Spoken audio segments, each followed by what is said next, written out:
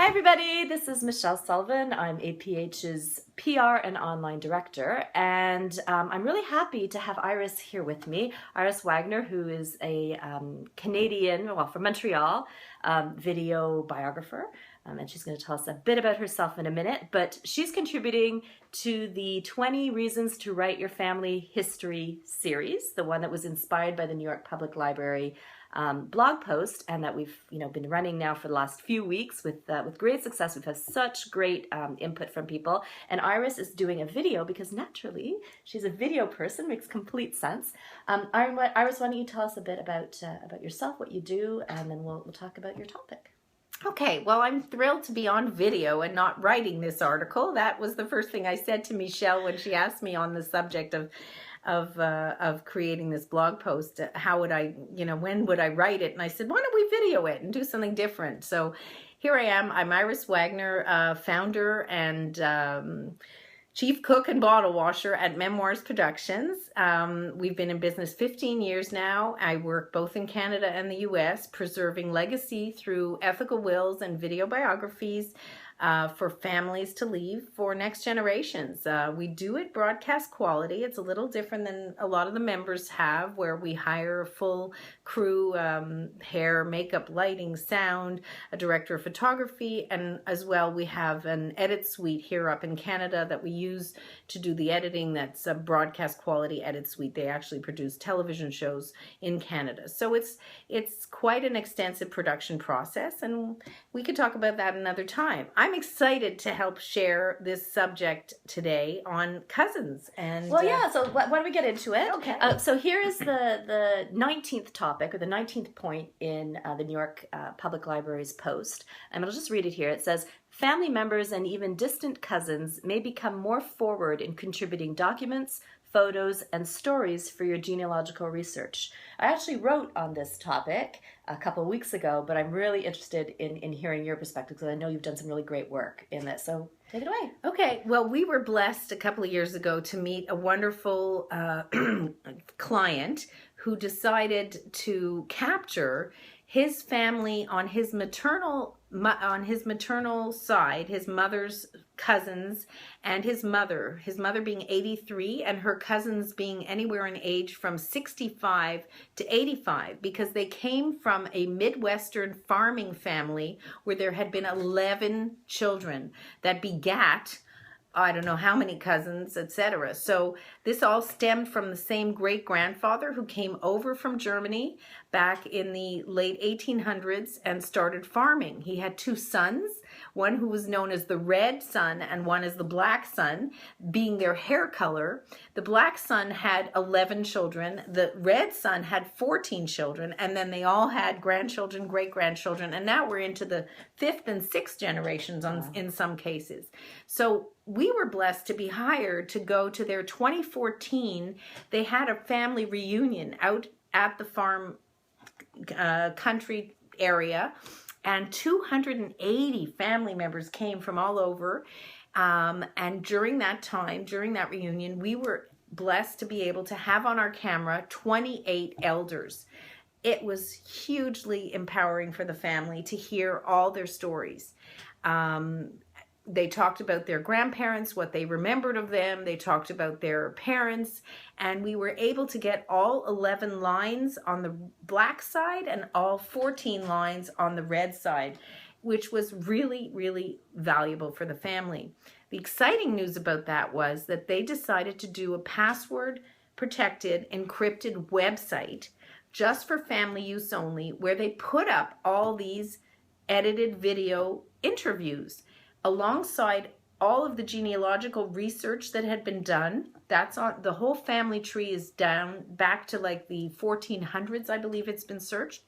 And as well, they have all the memorabilia and documents that the family uncovered during looking at this personal history, which was the ship manifest that the great-grandfather came over from Germany, the land purchase deeds, birth certificates, marriage certificates, unbelievable amounts of memorabilia came up. Even something like a ring from the great-grandmother, her wedding ring, someone had it and the family brought it, took photos. It was really very cool. So this would have been the first, because we were chatting earlier and you said that those two branches of the family, the Reds and the Blacks, didn't really know each other super well. So they were kind of coming together and getting to know each other. And so there would have been all this archival information kind of dispersed among many, many people. So this is probably the first time that a lot of that material was coming, and that was because of this project. They knew about this project before attending the reunion, and so they would have all gone into their attics or whatever and dug that stuff out. Exactly. It was hugely, hugely empowering to the family to know, and you know, each story of bringing out something new got people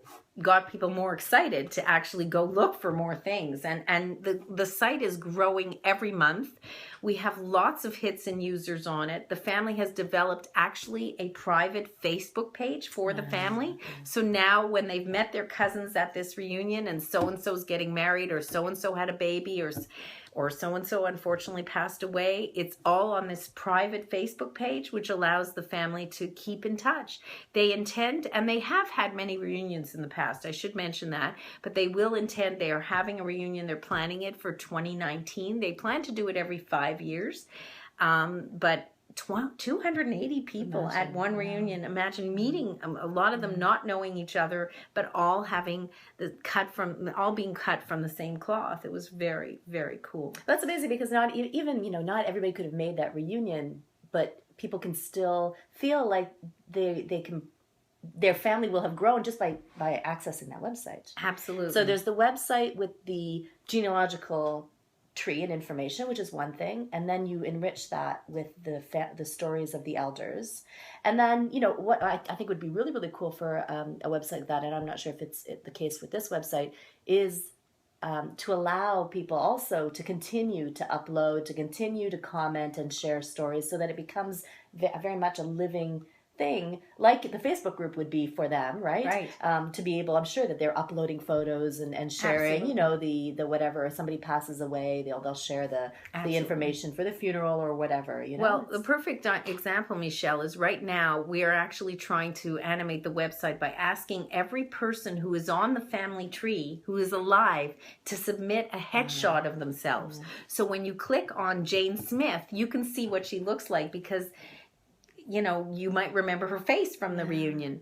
The other thing that we're doing as well is we are collecting all the old photo albums from people. We're asking them if they have the capability to scan them at home at a certain resolution, and they're going in on the photos section of the website, which is beautiful. So some people have their mothers and their grandmothers' photo albums, and those old photos are priceless. So now they're being scanned and shared with all the family members, of which I think there's 360 or 70, don't quote me, live family members. Like the 280 that came was a huge percentage of the family came to this reunion. Right.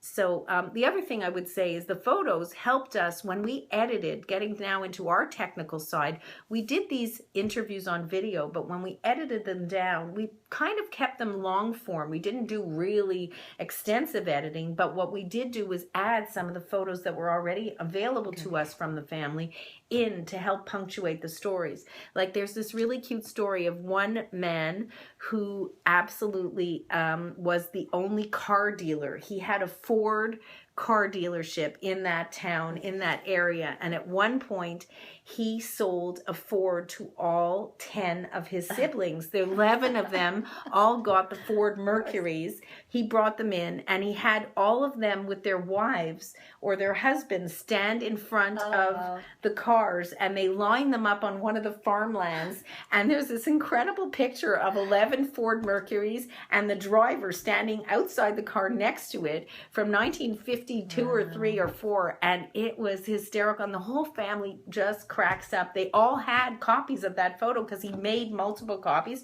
for each family member. So when we were collecting for the album, I kept seeing the same photo of 11 Ford Mercuries. Anyway, so it's like one of the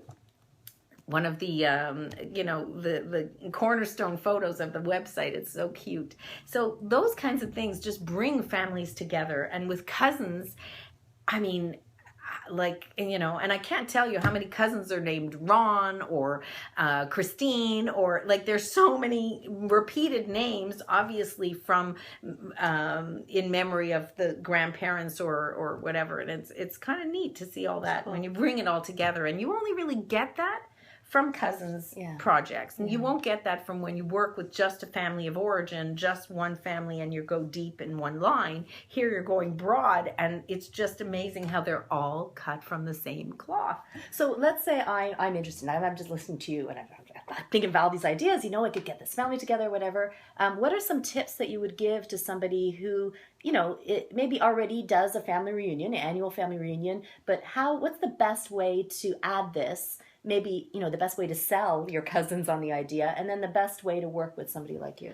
Okay. Well, for the reunion side, what I saw this family do was really have an organizer who was very communicative 6 months out before. Firstly, because they had to travel, a lot of them, to get there. So they needed to make the time. And the reunion was actually a Friday to a Sunday. What they actually asked was, please send in photographs or bring the photo albums to the reunion. And on Saturday afternoon, they had a big, huge tent thrown on one of the lands, on one of the properties, and they had tables there. And they actually laid out, one of the family members that was kind of the genealogist had printed out from Ancestry.com the whole tree. So it was laid out on like 12 tables long. So people could go and look at the family tree on one side of the room. And the other side was all photo albums just dropped on, and people were just sitting around and picking up albums and talking about it, and it was just so powerful to have that. But then we also took all the photo albums and digitally scanned them at our studio and made sure all the photos were labeled and checked and verified, and we archived them on the website. Okay. And you work with sometimes with professional archivists and professional genealogists. In this case, with this family, we had a professional genealogist do a lot of the back end research, but there was family genealogists who gave us the initial family tree. We just took it much further back through our research. But in terms of an archivist, no, there isn't one with this family. There's a few family members who are working diligently to collect everything and archiving it on the website, but there's not an official. With other families, we have worked with very, very prominent official archivists where they restore things like old Bibles that are falling apart. They will have them actually rebound carefully together and properly stored in the right type of case so that it will last a few hundred more years and stuff. It's fun. It's all great. But what I might suggest to anyone interested in this is just think beyond the family of origin. Sometimes there are cousins who have more interest in family history and could be your great allies in capturing family history from that other generation. So from the grandparents' side, there might be someone who's holding, you know, the wedding ring of grandma because she only had one, right? She was usually married her whole life to the same man. So it makes sense to kind of expand to cousins or siblings of people when you're working with a family to try and get personal history. Iris, thanks so much. We're going to have to do this again. This is so much fun. Okay, this is cool. Great. Thanks, everybody. Thanks. Have a great day. And if you want to get in touch with either of us, Michelle is wonderful running the APH listserv and the online blogs and stuff. Presence. And I'm at Memoirs Productions. I'm in the directory. Anytime anyone wants to call or write, feel free. And our fabulous blog master, if you will, Fran, is going to be posting this. So thank you, Fran. Have a good day. Bye.